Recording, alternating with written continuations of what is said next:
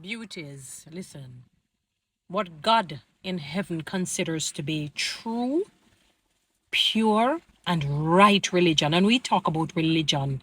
We're talking about true Christianity, true or a right way of living is a human being that takes care, good care of the orphans and the widows because they would be a part of the most vulnerable groups. The orphans, remember, they would not have had the privilege, especially at a tender age, to have a mother and a father to guide them, to teach them about life and the difficulties and the bliss. And widows, when they no longer have their husbands who are the providers for them, being the weak of the two vessels physically. And God says, a true mark. It is as when he had mentioned, you say you want to, basically, those who will make it to heaven are those who, when I was hungry, you fed me. When I was thirsty, you gave me something to drink. When I was naked, you clothed me.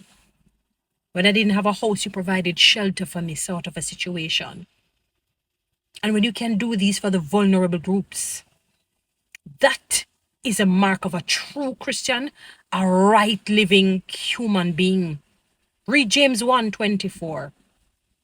And that individual should not be corrupted by the corruption of this world. The late, great, and very esteemed and notable, the most brilliant man I've ever come across in our 21st century, the late and great Dr. Miles Monroe. He was talking about, because that man is so brilliant, he was doing the study of our economy here in Jamaica many years ago, because he died in when? Somewhere in 2000, the early part of it, in a sense. Fairly early.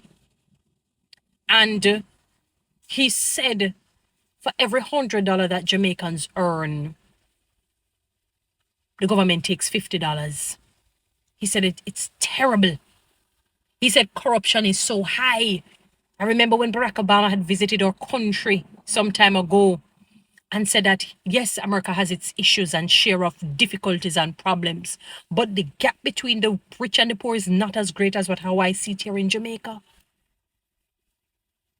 Will you take care of orphans and widows and those in need? You're living the life that God had created you to live. You're following part B of the first commandment. Loving your neighbor, treating your neighbor the very same way you want somebody to treat you. Look at the pensioners. Look how they're suffering. Look at the children, how they're suffering. And you expect a country to be blessed with that? With poor leadership? You got to be kidding me. Guys, follow me on TikTok. Subscribe to my YouTube channel. Share this message.